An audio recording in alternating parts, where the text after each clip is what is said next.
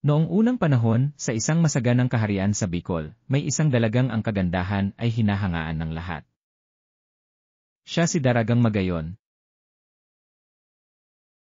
Isang araw, isang matapang na mandirigma, si Panganoron, ang nagligtas kay Magayon mula sa pagkalunod. Sa kanilang pagkakatinginan, pag-ibig ang namutawi. Ngunit ang pag-ibig nila ay hindi basta-basta. Matagal nang nais pakasalan ni Pagtuga, isang malupit na pinuno, si Magayon. Upang makuha ang kamay ni Magayon, inalok ni Pagtuga ang dato ng ginto at kayamanan. Ngunit ang puso ng dalaga ay para kay Panganoron. Sa takip silim, nagdesisyon sina Magayon at Panganoron na tumakas patungo sa kabundukan upang ipaglaban ang kanilang pag-ibig. Ngunit hindi nila nalampasan si Pagtuga at ang kanyang hukbo. Isang matinding labanan ang sumiklab sa paanan ng bundok.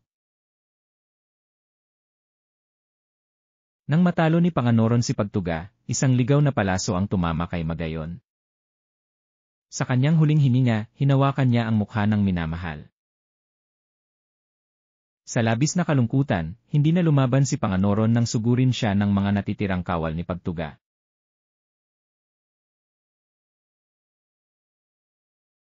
Yanig ng lungkot ng kalikasan ang lupa.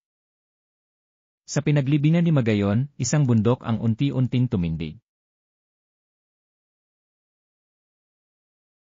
Ang bundok ay naging kasing perpekto ng kagandahan ni Magayon, isang walang hanggang alaala ng kanilang pagmamahalan.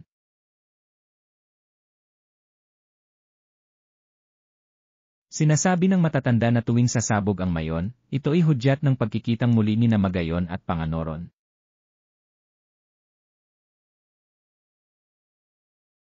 Hanggang ngayon, patuloy na bumubulong ang kanilang kwento sa hangin. Isang patunay na ang tunay na pag-ibig ay walang hanggan. At sa tuktok ng mayon, sa bawat ulap at hamog, makikita ang kanilang mga anino. Magkasama, magpakailanman.